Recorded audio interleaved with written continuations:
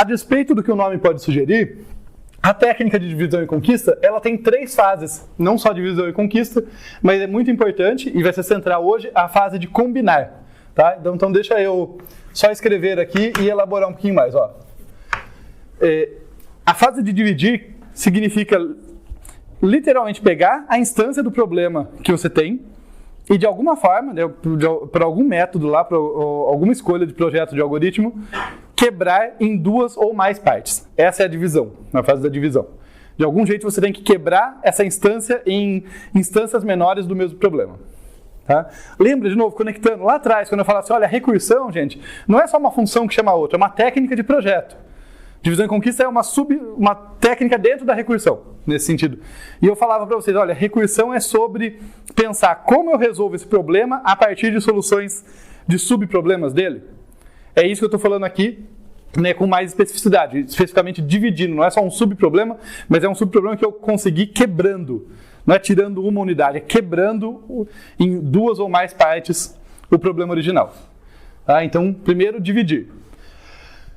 Depois de dividir, conquistar. Como que a gente faz a fase da conquista de modo genérico? Tá? E eu estou apresentando aqui, digamos, o framework, né, a abordagem, para depois a gente ver ela materializada no exemplo. Tá? Então é um pouco mais abstrato mesmo, mas já vai ficar mais claro. Depois que eu dividir, eu conquisto recursivamente cada subproblema. Literalmente eu chamo a função recursiva para resolver os subproblemas que eu quebrei, que eu gerei. Né? Então eu vou ter uma função recursiva que recebe lá um vetorzão. De alguma forma ela quebra esse vetor em 2 ou mais. E daí ela fala, tá bom, chama recursivamente para cada um deles. Como vocês já estão acostumados, a abordagem recursiva tem que parar uma hora. Tem que ter o quê? Caso base, senão não para. Então, na conquista, eu sempre testo se o subproblema é pequeno o bastante. Se ele for pequeno o bastante, e daí o que é o bastante vai depender do problema. A gente já vai falar do que é o caso para ordenação, mas se ele for pequeno o bastante, eu resolvo diretamente. Conquisto diretamente sem a recursão. Beleza, dividi e conquistei. Nesse momento eu tenho em mãos as soluções dos subproblemas. E aí vem a fase de combinar. De combinar soluções. Em que eu tenho que usar essas soluções para, com eficiência, construir a solução do problema original.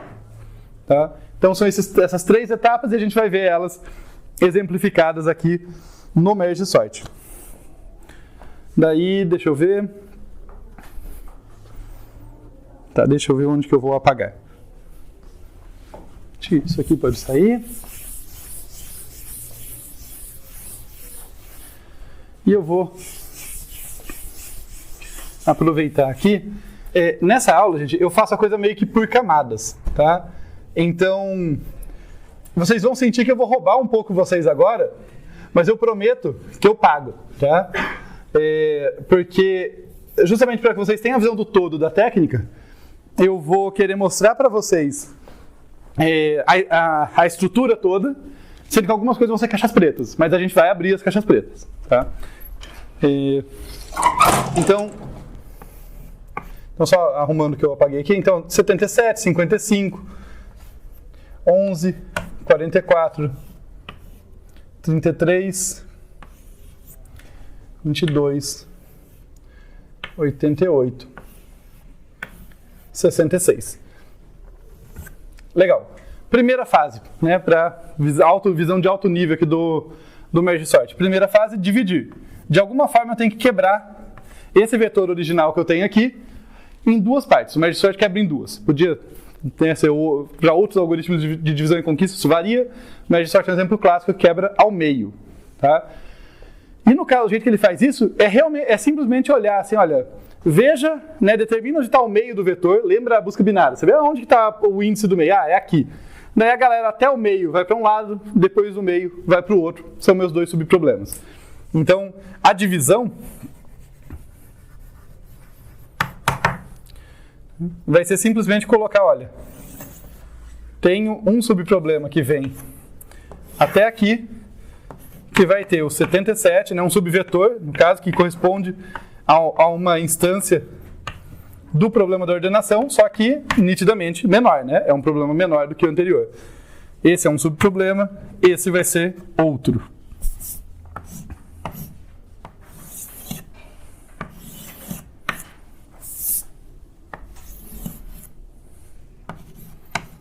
33, 22, 88, 66. A divisão do merge sort, isso nem sempre é o caso, mas a divisão do merge sort é bem direta, é bem simples. É basicamente olhar para o índice que divide o vetor no meio ali. Se for par, dá exato, senão vai ter que decidir para um dos lados jogar um cara a mais. E daí você tem dois subvetores. Primeiro subproblema, segundo subproblema. Divisão tranquila. Beleza? Daí, a parte que normalmente no exemplo o pessoal olha para mim com uma cara de se sentindo roubado. A gente faz a conquista recursiva. Quer dizer, chamo uma função recursiva para o primeiro subproblema, chamo a função recursivamente. Não é uma função, é a própria função, né? Chamo o merge sort recursivamente para o segundo subproblema também. E o que eles me devolvem? Perdão? E ordenado. Pela magia da recursão, a gente vai ter esse cara aqui ordenado. Então vai ter aqui o 11, 44, 55 e 77. E daí esse cara aqui também chamou recursivamente. E eu vou ter o 22, o 33, o 66 e o 88. Tá? Isso é chamada recursiva. Tá? A fase da conquista realmente são chamadas recursivas. Essas duas setinhas aqui são correspondentes à recursão. Tá? Feita essa recursão, eu tenho em mãos... Olha a situação que eu me encontro agora. Eu tenho em mão dois subvetores. Os dois estão ordenados. E o que eu quero? Eu quero o vetor original ordenado. Então, no fundo, o merge sort... Talvez eu esteja falando isso muito cedo para vocês, porque eu já até falo algumas vezes, né? Mas o jeito que eu vejo isso hoje é assim, no fundo o que o merge sort fez foi, através da divisão e conquista, meio que ele reduziu o problema original de ordenar um vetor em ordenar um vetor quando os dois subvetores já estão ordenados. Tipo, será que isso aqui é mais fácil do que ordenar um vetor que pode estar em qualquer posição? Porque note que esses caras já estão estruturados, né? Eles não podem estar em qualquer ordem. Pode ter quaisquer elementos aqui dentro, porque a divisão lá simplesmente dividiu pelo índice, né? Então, pode ser que aqui só tivesse os maiores, aqui só tem os menores, ou o contrário, ou tudo misturado. Não sei. Mas eu tenho certeza que esse cara está ordenado depois da chamada recursiva, que esse cara está ordenado depois da chamada recursiva. E daí a gente faz a combinação deles, que é justamente a solução do problema da intercalação, ou em inglês, merge, que dá nome ao algoritmo. Merge sort vem daí, tá? Uma tradução livre seria ordenação por intercalação, justamente porque resolver o problema da intercalação, que é esse problema de pegar dois subvetores ordenados e produzir um ordenado a partir deles, é o coração do algoritmo. O merge sort, se eu tivesse que resumir ele, é divisão e conquista junto com intercalação. É isso que faz esse algoritmo. A técnica junto com resolver esse subproblema aqui. E daí, resolvendo a intercalação, e a gente vai olhar com todos os detalhes, fica tranquilo, tá? É o próximo tópico, inclusive, falar da intercalação. Mas daí, a intercalação, a gente vai ver maneiras espertas de misturar esses dois caras e obter a solução do problema. Um vetor 11, 22, 33, 44, 55, 66, 77, 88. E eu não vou fazer a caixinha em volta porque dá trabalho. E escrever baixo, escrever alto é mais de boa do que escrever baixo. Eu devia ter começado isso mais alto. Errei, paciência. Tudo bem? Isso é alto nível, tá? A gente vai ver o merge sort, tá? Ver a recursão, tudo direitinho. E a gente vai ver a intercalação, tá? Nada disso vai ficar escondido de vocês. É só que eu acho importante vocês terem uma visão de alto nível nesse momento. Em particular, antes da gente avançar, eu já falei para vocês que a nossa esperança, tá, é conseguir resolver esse problema aqui, né, a intercalação. Mas não só isso, acho que isso é importante ter em mente. Para o merge sort funcionar, para ele ser um algoritmo eficiente, tá? E se a gente está estudando ele é porque ele vai ser, no fim, né? A gente precisa resolver a intercalação de modo muito eficiente. Por quê? Porque a gente já conhece métodos para ordenar um vetor qualquer em tempo n quadrado. Né? Foi o que eu relembrei no início da aula, a gente já sabe isso. Então, se a gente pagar n quadrado para fazer a intercalação, a gente só piorou nossa vida, né? A gente faz tem todo um trabalho recursivo escondido aqui, ó, nessas setinhas, né? Eu vou até destacar isso. Nas setinhas da recursão ali tem todo um trabalho escondido ali que nas chamadas recursivas e tal. São as chamadas recursivas aqui. E além disso, se eu pagar n quadrado para intercalar, eu me lasquei, né? Eu só estou fazendo pior. Era melhor chamar um insertion sort, um selection sort, um bubble e boa. Tá? Então o nosso desafio tem que resolver a intercalação, resolver o merge e com muita eficiência. De fato, vai ser em eficiência linear. Vai ser no tempo proporcional a percorrer os dois subvetores, a ler eles, que a gente vai intercalá-los e produzir um vetor totalmente ordenado. Se não conseguir isso, no nosso merge não tem chance de ser eficiente. Conseguindo isso, não é óbvio que ele é eficiente, daí que a gente vai analisar com mais cuidado. Mas pelo menos ele tem chance, né? Pelo menos ele está fazendo a intercalação bem rapidamente. Então vamos falar do problema da intercalação.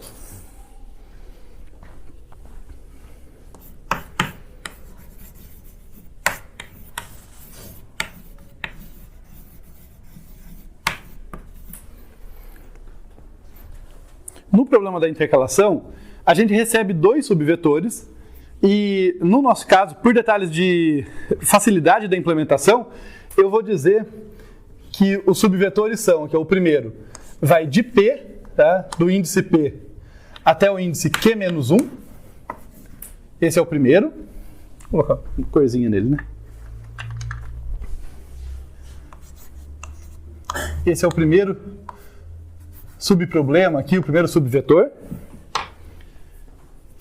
E o outro vai de Q até R-1. Tá?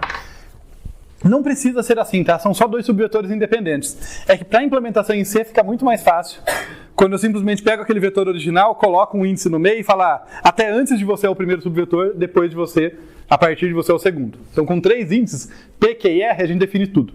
Né? Então, só por isso que eu faço essa escolha aqui de implementação. E daí, figuras ajudam, né? Então, vamos colocar aqui uma figurinha, que eu tenho aqui o primeiro subvetor, né, que, como está descrito ali em cima, vai de P até Q-1. E o segundo subvetor, que eu fiz um espaço aqui só para a gente enxergar, né, mas é a posição seguinte no V ali, que vai de Q até R-1. E o que a gente sabe deles? Muito importante lembrar disso. Eles estão ordenados. Tá? No problema da intercalação, os vetores estão ordenados. Tá? Qual que é a abordagem clássica? Tem mais de uma maneira de resolver esse problema. Tem, inclusive, uma que eu não vou falar hoje com vocês, mas tem nas notas de aula, se alguém quiser ver uma outra abordagem. Mas qual que é a ideia que eu acho que é a mais comum para atacar esse problema? A gente vai ter um índice I aqui, que começa igual a P e vai andando para a direita. Um índice J aqui, que começa igual a Q e vai andando para a direita. E vejam a sacada. Como esses dois caras estão ordenados, o menor elemento do primeiro subvetor tem que estar apontado por I no início, né, que é a posição P. O menor do segundo tem que estar apontado por J, ali, que começa igual a Q. Então, eu vou fazer uma única comparação, comparar o VI com o VJ, eu sei quem é o menor global. E daí eu pego e coloco num vetor auxiliar aqui W, que eu vou precisar,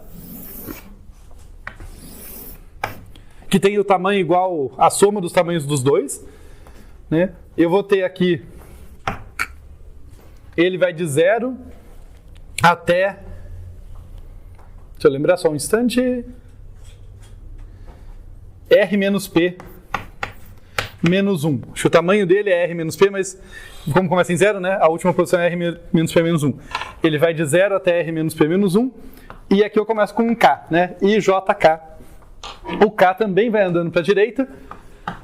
A gente já vai ver exemplo, já vai ver código, mas eu gosto que vocês tentem capturar, formar o algoritmo na cabeça de vocês a partir, né, de uma intuição. Então, a ideia é essa, olha, o I e o J querem andar para a direita, mas a cada posição, compara o VI com o VJ. Eles são os menores dos seus respectivos subvetores, então o menor de todos tem que estar entre eles. O que ganhar na comparação, o que for o menor, eu ponho aqui nessa posição, né, na posição K. No início vai ser 0. Esse é o menor de todos. Então ele vai lá. Daí o que eu faço? Avanço o K e avanço só o que foi copiado. Se o I que ganhou a parada, avança só o I. Se o J que ganhou a parada, avança só o J. Eu vou alternando sempre, copiando o menor. Eu não vou entrar em formalismos nisso, mas note que a gente está mantendo um invariante aqui, né? No sentido que todo mundo que já foi copiado são os menores elementos dos dois subvetores. São os menores dentre os dois ali. No início isso é óbvio, porque eu estou pegando o menor de todos, mas se vocês pensarem ao longo do algoritmo, eu estou mantendo isso, né? Eu copiei todos os menores, e daí eu vou olhar entre o VI e o VJ, quem é dentre os que ainda não foram copiados, qual é o menor. Então é isso que eu sempre faço. Né? A cada iteração eu copio o menor que ainda não foi copiado. E ele sempre vai estar ou em VI ou em VJ, porque os subvetores são ordenados. Tudo bem a ideia? Vamos ver isso em prática. Eu gosto de fazer essa figurinha mais assim, capturando a ideia geral, mas vamos para um exemplo mais palpável aqui, olha. Preciso saber se vai caber, né? Peraí, vou fazer um pouquinho menor, gente. 11, 44, 55, 77. Quem precisa de divisão e conquista? Né? Já falamos dela. Tá tudo bem. Aí sim. Esse é o primeiro subvetor. Vou fazer as divisões aqui. O segundo subvetor tem aqui 22, 33, 66, 88.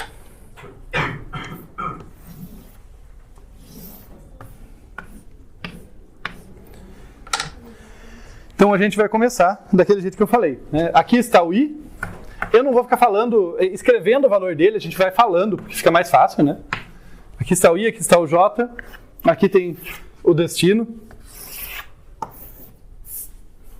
Eu quero ter 8 posições aqui.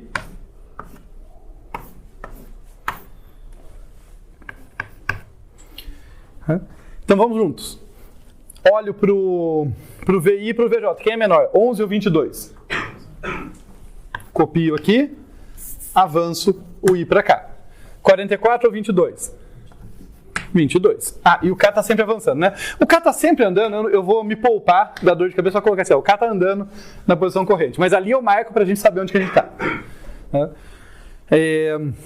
22, o J andou. 33 ou 44? 33. Então notem que não tem uma prevalência, como a gente fez a divisão lá no início. Aliás, esse problema pode ser independente, mas pensando na aplicação dele, né? A gente fez só pelo índice, pode ser que os menores estejam para cá, os menores estejam para lá, tá? Não tem uma coisa... o segundo subproblema tem uma predisposição a ter elementos maiores, menores, é uma coisa que a nossa intuição às vezes quer dizer que é verdade. Não é verdade. São dois subvetores independentes. Então começou com 11 lá, mas agora eu copiei o 22 e vou copiar o 33. E daí avança o J. Daí... 66, né, 66 ou 44? É o 44 que é o menor. Avanço o I. 55 ou 66? Agora vai o I. De novo. E daí 77 ou 66 vai o J, que avançou. Inclusive o meu exemplo, eu acho que é bom eu frisar isso porque o meu exemplo pode dar a impressão que eles vão alternando. Foi só porque o meu exemplo tinha uma misturinha ali de elementos maiores e menores dos dois lados. Tá? Pode ter situações em que eu ando só o I e o J nem se mexe. Todos os menores estão lá. Pode ter. Tá? Exemplo é bom para entender, mas às vezes a gente pega alguns vieses que não são verdade. Então tomem cuidado com isso. Eu vou pegando o menor elemento. Se para pegar o menor elemento eu só andar com o I e o J não se mexer, paciência. Vice-versa também. Se eu só andar com o J e não se mexer, paciência também. Eu vou sempre pegando o menor. 77 ou 88? 77. E daí pega o 88. eu quero fazer 2 disclaimers aqui antes da gente ver código, quer dizer, pseudocódigo, né? E que isso vai ser relevante lá no código, então já para vocês ficarem atentos, é que eu vou andando com esses 2 laços, mas um subvetor sempre vai acabar primeiro do que o outro, né? Porque ou eu ando I ou eu ando J, então sempre vai ter um que acaba primeiro. E daí sobra alguma coisa no outro subvetor, a gente vai ter que tratar isso no código. Tá? Aqui para mim era óbvio, né? Olhando eu sei que sobrou do J, mas perceba que quando o I avançar de novo, não faz sentido continuar comparando, porque acabou esse vetor, né? Não faz sentido falar de VI. Então eu tenho que sair de um laço e daí pegar o que sobrou. A gente vai ver esse cuidado depois. A outra observação é a seguinte. Se eu tivesse, vamos fazer um bullying aqui com esse exemplo. Ao invés de 22 fosse 11 aqui. Na primeira iteração estava lá o I e o J. Quem que eu pego? Esse cara ou esse? Tanto faz? Tanto faz para ordenar, porém, se eu pegar esse aqui, a minha ordenação vai ser estável? Tá? Então tem uma relevância aí. Tá? Do mesmo jeito que lá no Insertion Sort, se vocês lembrarem, tem um lugar que o Insertion Sort usa menor ou menor igual, eu não lembro. Se você trocar o menor por menor igual ou vice-versa, se faz bobagem, porque você inverte os iguais. Né? Então, ele não deixa de ordenar corretamente, mas ele pode inverter a ordem relativa inicial. É meio que a mesma coisa aqui. Então, no caso de empate, eu prefiro pegar do primeiro subvetor para manter, manter a ordem relativa. Tudo bem? Mas eu vou voltar aqui para não corromper o meu exemplo. Foi só para discutir isso com vocês.